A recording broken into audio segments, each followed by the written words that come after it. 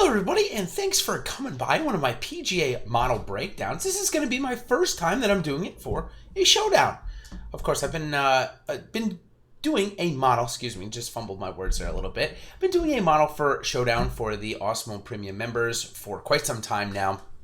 But I've been asked a couple of times, maybe once a week by certainly somebody different, looking for me to break it down and how I use it and what I look at on a round-by-round basis to try and play and gain that edge in showdowns.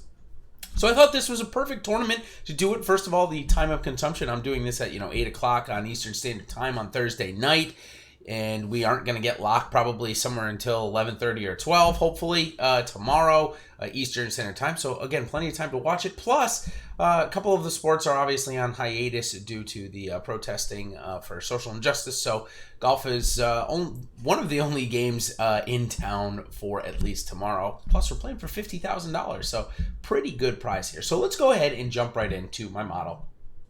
And I'm going to show you, this is what it looks like on the Google Sheets. I'm just going to use Excel just because it's easier for me to navigate around and I don't have to have all the other tabs or anything like that open. So this is what the model looks like.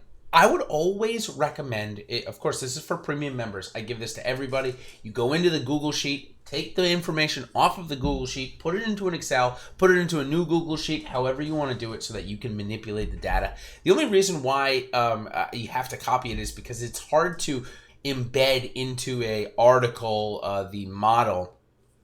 So that's why its userness or user friendliness inside of a web page isn't the best. So I recommend copying and pasting it to your own Excel file so that you can manipulate the data.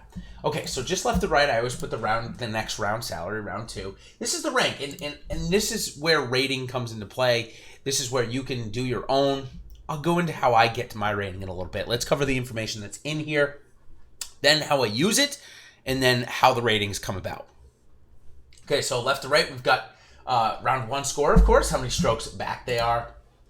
Then there are in-tourney stats, the birdies, the eagles, the bogeys, the greens in regulation, the driving accuracy and driving distance. And we get into the strokes gained stuff. So, of course, these are kind of, I'll call it the old age statistics. And these are the new age statistics, these strokes gained. And then I put in long-term form because, yeah, sure, Jon Rahm had a really bad round. But just because Billy Horschel had a great round, should we be playing Billy Horschel over Jon Rahm? Now, granted, Jon Rahm's price is a lot higher, but we want to make sure that we're still at least keeping a standard of play here. So going left to right, we got long-term form. We got the total rating again. I just bring it into this column over here because it's easier for me to look at. And then, of course, the difference between strokes gained ball striking and putting. And we'll go into that in a little bit. This stuff I don't copy. This is how I equate each individual statistic that I just mentioned to the left into getting that total rating. You can do it your own way. All you got to do is use a rank formula. So you're going to rank, S5 through S75. And if I'm talking a little bit over your head, I apologize. I'm just talking about this for people that want to really manipulate the data, make their own rating. They can do that. So this is the one that I came out with. It's taking two things into account. It's taking that long-term form into account, and then it's taking in the individual statistics over here, as you can see, tee to green, approach, putting, bogey, birdie, and the like. So that's the information that you can find in here. Now, let's talk a little bit about what we look for in terms of a good play for showdowns. One of the things that we like to focus on, especially, or one of the things that should be focused on, I should say, is the strokes gained ball striking versus putting. And what we want to look for here is not necessarily guys that we're going to just plug in and play, but maybe golfers like, for example, in this, and this is where maybe the knowledge of the game comes in. We know Adam Hadwin is not a bad putter. We know that Corey Connors is a bad putter. We have seen Corey Connors on this list of bad putters so many times. Bubba Watson, too, as well. We've seen his name on this list quite a few times. Adam Hadwin, however, and Matt Fitzpatrick, for that matter, we know that they're both rather good putters and had a bad putting day, but struck the ball well. That's how we know. We go into the strokes gained ball striking versus putting. We know that they're striking the ball better than they are putting. Those are a couple of golfers that I'd really look to highlight coming into next round, as I know that they're better putters, and it seems, at least from one round, again, this is only a one-round sample, but their ball striking seems to be in form. Now, if we go back around before in specifics with Matt Fitzpatrick, he had a really good Friday at the TPC Boston last week. From when I'm recording this, if you're watching this at another time, then I apologize for the recent material or recent bias material, but it can be certainly applied week to week as well on what we're looking for. Other golfers that we're looking for, in this similar situation, like Louis Oosthuizen, he's hitting the ball well. This is 3 or 4 tournaments in a row that he's hitting the ball well. Can't get the putter going. Another thing that we want to look at, so that's one big area. We're looking at strokes gained, ball striking versus the putting. Now, another area, we can just take putting out of it and we can sort by ball striking. This week, more specifically, the ball striking is important because of how hard the golf course is playing.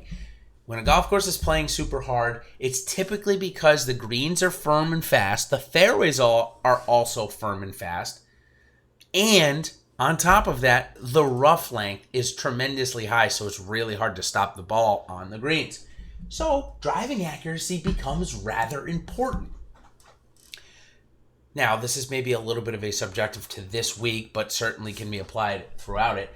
When we look at somebody like Rory McIlroy, who we know bombs the ball and is 8th in driving accuracy, you know that he's going to give himself plenty of good opportunities to hit irons into greens from the fairway and give himself a lot of birdie looks. That is somebody that I would be highly focused on next week. Bubba Watson is something similar to that. I know he didn't putt well today, but he's putting himself in position. He gained almost 2 strokes off the tee today.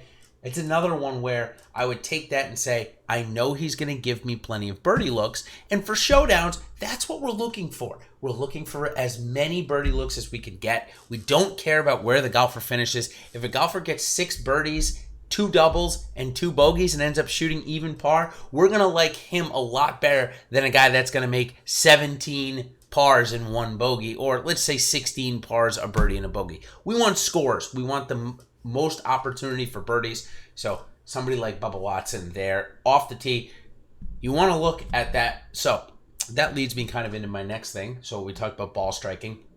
Now we want to look at what this course is giving us. We know that this course is not giving us many birdies, so we need to put a premium on golfers that are giving themselves the opportunities off of the tee to do that. Another guy that might be kind of down the list because he really struggled with his approach game today, but I can't imagine in back-to-back starts, Max Homa is going to lose 3 strokes on his approach.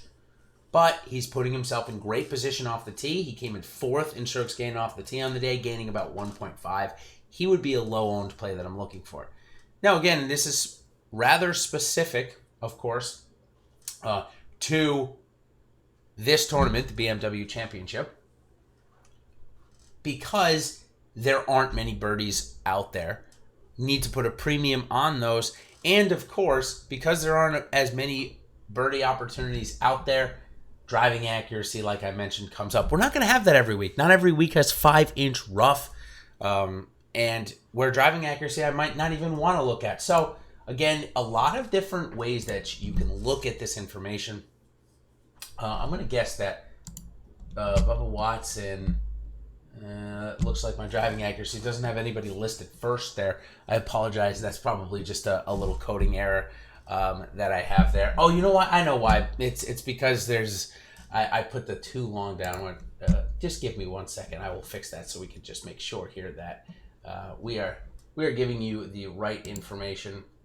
It's got to be just a coding little thing, and I apologize here, but we just want to make sure that we're giving it the right stuff. Okay, so that's now fixed. Once you go into the model, you will see that. So again, these guys all striking the ball pretty well. Again, these guys, as you go further down the list, maybe not hitting as many fairways as they would like to be, and certainly will help scoring. Okay, so next we're going to look at iron play as well. If you want to continue to go deep into this, these are golfers that are hitting the most greens. Matt Fitzpatrick is up there in terms of greens in regulation. So I know it's maybe a lot of information, and if you're just getting into this for the first time, what I do with this rating now is, especially if I'm entering multiple lineups, I'll take this rating and I'll import it right into Fantasy Cruncher, because what I do want to do is I want to capture some of the guys that are playing real well this week and not just go off of the ratings that I had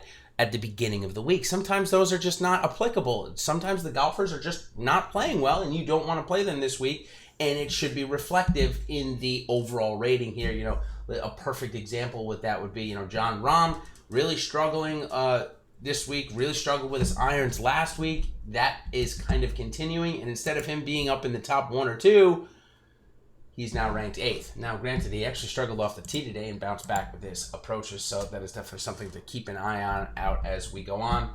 So that's what I would do. Again, with the rating, I would take and I would import it into Fantasy Cruncher for my MMEs. So hopefully I have given everybody enough information on what at least I do. Let's go back into it really quickly here. Make sure I covered everything that I would like to. Oh, okay. What I'll do is give you guys a quick little preview on who my model ranks the best. And again, you can get this information all part of your Awesemo Plus membership. It's just $8.95 for the week. If you join now, you're going to get this week and all of next week's for the Tour Championship, where it's going to be a lot of fun information trying to figure out what golfers will be able to move up the leaderboard in the handicap event. So join us, just $8.95. Of course, we've got the U.S. Open coming up. So if you want to join us for the month, $29.99 for that. You're going to get a major in there, another FedEx Cup playoff, and so much more. Of course, all of this weekend content that you see here. All right, so going into tomorrow, Dustin Johnson ranked number 1, had a really good day with his irons, not really good day with much else. But with the way he's been playing, certainly looks like he could be close to moving up the board. Rory McIlroy with a great bounce back round and looks to have a chance to win, his best chance to win since the restart. He's number 2. Matsuyama, the first round leader, is number 3. Xander Schauffele, number 4. Had a tough double bogey there late after a pretty good round. Justin Thomas, number 5. Pat Reed, number 6. Dan Berger, Jon Rahm had bad rounds today. They come in at 7-8. And Abraham Ancer and Tony Finau, both shooting even par today, round out the top 10 here. So thanks again for joining my PGA Showdown model breakdown. I hope you guys liked it. And if you want to learn more, or if you want to hear more, or see this video maybe every week, let me know. Of course, situations prevailing allowed me to do this and allow it for consumption time to be good. So if we do get these situations in the future, I will try and do them more. But until then, and until next time, everybody, I thank you all for joining, and we'll see you on the other side. Cheers.